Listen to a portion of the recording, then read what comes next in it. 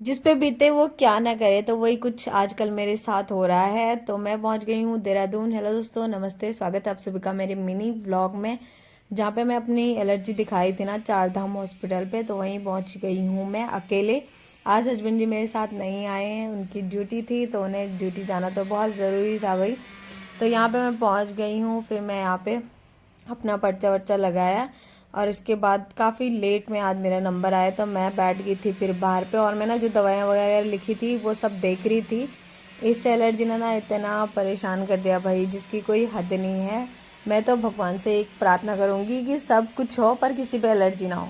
एक तो ना दिखे, ना किसी को एहसास हो दूसरे बंदे को है, बस जिस पे हो उसी पे बीतती है। और यहाँ मेरे दांतों में इतना दर्द हो रहा था, एक तो मेरी अक्ल दाढ़ी नहीं हो रही ख़त्म, पता नहीं कितनी अकल आ रही है मुझे। तो यहाँ पे मैंने डॉक्टर को दिखा के और सारी चीज़ें जानकारी ले लू के मैं निकल गई फिर अपने घर के लिए, यानी कि ऋषिकेश के लिए। और मुझे ना ये ठेले देख के इतनी भूख लग गई थी ना मुझे, भयंकर वाली। तो यहाँ पे ना मैं पैदल पैदल चल रही थी, ऑटो भी नहीं मिल रहे थे भाई। तो बड़ी मुश्किल से मुझे एक ऑटो मिला, और जैसे ही मैं ऑटो में बैठी मैंने कहा इससे अच्छा तो मैं पैदल ही चल रही थी, मेरा किराया भी बच जाएगा, क्योंकि इतना ज़्यादा ट्रैफिक लग रहा था। बिल्कुल भी मतलब ठस से मस नहीं हो रहा था। और अब तो सीजन के टाइम पे ऋषिकेश और देहरादून तो दिल्ली का भी रिकॉर्ड तोड़ देंगे, मुझे ऐसा लग रहा है। उसके बाद ना भैया मुझे रिश्वना पुल तक छोड़ देते हैं और मुझे मिल जाती है फिर बस तुरंत ही।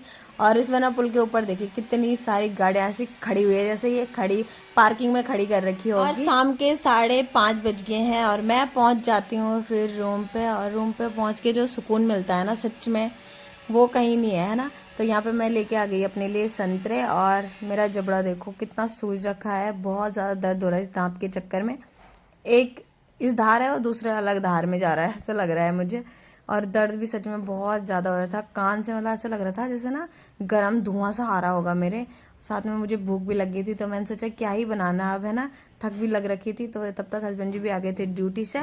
और आज मैंने बनाए हैं चटपटी सी राजमा की दाल। मैंने कहा कि आज तो खूब खाना है। और साथ में बनाए हैं चावल और हस्बैंड जी के लिए आंवले का अचार। और मैं ना एक देहरादून में मैं कुछ लेने गई थी शॉप में ना, तो वहाँ पे मुझे ये 10 रुपये वाला अचार का पैकेट दिखा था।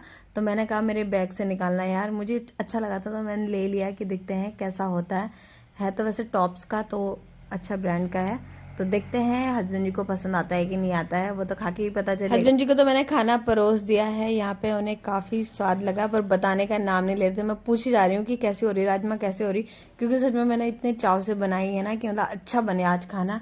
दोनों को ही भूख लगी थी, इन्होंने भी कुछ नहीं खाया था, मैंने भी नहीं खाया था। मेरा भी पूरा दिन देहरादून में गया, तो खाना तो मैंने कहाँ से ही खाना था, और घर में खाना बना नहीं तो बाहर भी इन्होंने खाया नहीं था। तो ये भी आज पूरे दिन भर भूखे हैं और मेरे से तो खाना बिल्कुल भी खाया नहीं जा रहा था।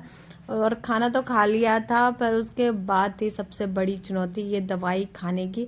और ऐसी दवाई ना मैंने पहली बार देखी, जो पानी में डालो इस तरह से इसमें गाद सा आ जाता है, पता नहीं कैसे। आपने देखी है तो कमेंट करके ज़रूर बताना। और आज हो गया है नेक्स्ट डे, मतलब ये वीडियो 1-2 दिन की क्लिपें हैं, तो मैंने सोचा चलो इसी में ऐड कर देते हैं। तो यहाँ पे मैंने हस्बैंड जी का लंच बॉक्स तैयार कर दिया है। और ये देखिए मेरा फैलारा, कुछ चीज़ ढूंढो ना अगर, लिपस्टिक, बिंदी बुंदी, तो सारी चीज़ें बिखर जाती है। तो यहाँ पे मैं, आंटी जी की दोनों बेटियाँ और आंटी जी, हम तीन चारों निकल गए थे मार्केट के लिए। मैंने हस्बैंड जी का टिफ़िन भी कर दिया था अपने साथ में ही।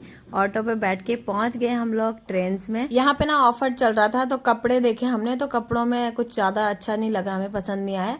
तो यहाँ पे ना स्लीपर्स वगैरह देख रहे थे। वैसे ट्राई तो हमने बहुत सारी चीज़ें देखी कि मतलब कुछ लें, पर कुछ पसंद नहीं आ रहा था। तो हमने यहाँ पे 3 जोड़ी चप्पल ली। उसके बाद हम लोग निकल गए थे फिर मार्केट। बिमल वाले के पास से हमने एक ट्रैक सूट वगैरह लिया, और फिर हम लोग आ गए थे त्रिवेणी घाट की साइड, नहीं बिग बाज़ार की साइड। यहाँ पे इतने सारे झुमके की वैरायटी थी ना, तो हम देख के मज़ा आ रहा था। और बहुत सारे ना पसंद भी आए थे, पर अभी कुछ है नहीं लेने का ऐसा कुछ, क्योंकि ड्रेस के साथ के हमें लेने हैं। तो मैंने कहा कि फालतू खर्चा नहीं करना है, शादियाँ भी आने वाली है भाई, है ना। तो यहाँ पे ना जो हमारे गढ़वाली पोशाक है ना, वो सब चीज़ें थी, मतलब जैसे गहने वगैरह, वो सब मंगलसूत्र हो गए, तेमणिया हो गया, इतने अच्छे अच्छे डिज़ाइन थे ना, लग नहीं रहे थे कि नकली होंगे, सच में ऐसा लग रहे थे जैसे गोल्ड के होंगे। तो ये पे ना बहुत सुंदर लग रहे थे यहाँ पे सारे। फिर हम लोग पहुँच जाते हैं जड़ी बूटियों की दुकान में। यहाँ पे ना आपको सारी चीज़ें मिल जाती है, ऑल टोटल जो भी जड़ी बूटियों के काम आती है ना, ऐसी ऑर्गेनिक चीज़ें। और फिर हम लोग जाते हैं सोनार के पास, वहाँ पे कुछ काम था तो वो भी निपटा के आ जाते हैं। फिर मंदिर में यहाँ पे मैं और ईशु आ गए थे मंदिर में पूजा करने के लिए। मैंने कहा जब आ ही रखे हैं तो चलो पूजा कर लेते हैं। ये काली माता का प्राचीन मंदिर, यहाँ पे शनि महाराज जी की भी बहुत बड़ी मूर्ति है, ये देखिए। तो यहाँ पे अब हो गई थी हमारी घर जाने की तैयारी। तो यहाँ पे ना त्रिवेणी घाट के रास्ते में ही अखरोट वाले भैया हैं जिनके पास बहुत अच्छे अखरोट मिलते हैं। तो यहाँ पे आंटी जी ने अपने लिए अखरोट लिए और फिर हम पहुँच जाते हैं सब्जी मंडी। यहाँ से हमने खूब सारी सब्जी ली क्योंकि अब मंडी आ रखे हैं, तो मैं तो ये चाहती हूँ कि खूब सारी लेके आ जाओ, फिर बाद में ना हर दिन लेने की आफत ख़त्म। तो मैंने भी अपने लिए खूब सारी सब्जी ली और एक मैंने अपने लिए लिप बाम लिया था जो कि बहुत अच्छा लगा मुझे। मैंने ट्राई करा तो अच्छा लग रहा था वैसे, और इसका फ्लेवर भी बहुत अच्छा है।